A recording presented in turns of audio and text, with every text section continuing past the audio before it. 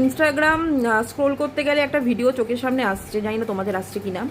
একটা কমেডি শোতে নাকি একটা ছেলে, ছেলেটার বয়স নাকি 23, ছেলেটার নাকি ফ্যান্টাসি ছিল তার থেকে বড় বয়সের মেয়েকে নাকি সে ডেট করবে বা সামথিং কিছু।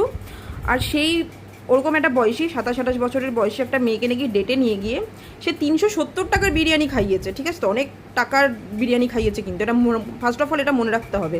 370 টাকা বিরিয়ানি খাওয়ানোর পর নাকি সে মেয়েটা বলেছে যে তাকে বাড়ি পৌঁছে দেবে। আর তখন নাকি ছেলেটা বলছে যে আই সালা, বাড়ি পৌঁছে দেবো মানে আমার তো টাকাই উসুল করা হলো না।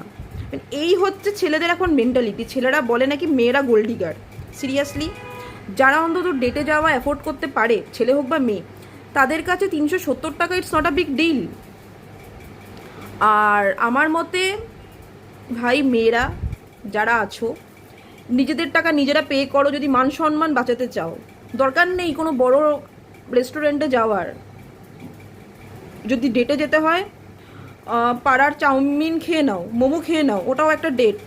পরিষ্কার কথা ভাই, আমার দরকারই নেই এই সমস্ত বদনাম। কেন শুনবে ভাই মেয়েরা? পরিষ্কার কথা। আর সেকেন্ড হচ্ছে, তারপরে গল্প এখন শেষ হয়নি। তারপর নাকি ছেলেটা মেয়েটাকে বলেছে যে না আমি তাড়াতাড়ি বাড়ি যাবো না, পার্কে গিয়ে নাকি মেয়েটা নাকি দোলনায় দুলছিল, ছেলেটা নাকি কোনো একটা ঝোপঝাড় কিছু একটা খুঁজছিল অন্ধকারে।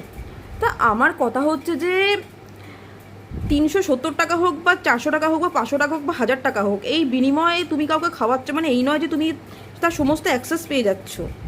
মানে প্রচণ্ড কি বলবো, টক্সিক, মানে খুব চিপ একটা মেন্টালিটির ছেলে এরা। এরা নাকি বলে আবার নাকি মেয়েরা নাকি টাকা দেখে ছেলেদের কাছে যায়।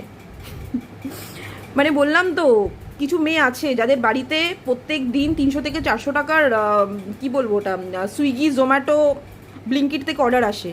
ঠিক আছে তো, আর এগুলো নাকি হচ্ছে কন্টেন্ট, এগুলো হচ্ছে নাকি কমেডি শো। আমার মতে এই সমস্ত কমেডি শো ব্যান করে দেওয়া উচিত। যে সমস্ত অডিয়েন্সরা এটা দেখছে, মানে হাসছে যারা, তারাও ঠিক সেই মেন্টালিটির মানুষ।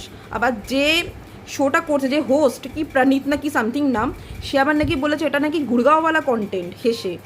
মানে আমার কথা হচ্ছে যে ভাই, এরা এতটা জবলেস যে এই সমস্ত তাদেরকে শো করে টাকা কামাতে হচ্ছে। এই হচ্ছে আমাদের দেশের অবস্থা।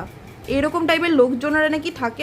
আর আমরা মানে কিছু মেয়েরা আছি যারা বলি যে আমাদের ছেলে দরকার, আমরা ছেলে খুঁজে পাচ্ছি না। এই সমস্ত ছেলে কপালে জুটলে, মানে সিরিয়াসলি বললাম ভাই, এর থেকে সিঙ্গেল থাকো, নিজের টাকা নিজে পে করো, শান্তিতে থাকো। পরিষ্কার কথা।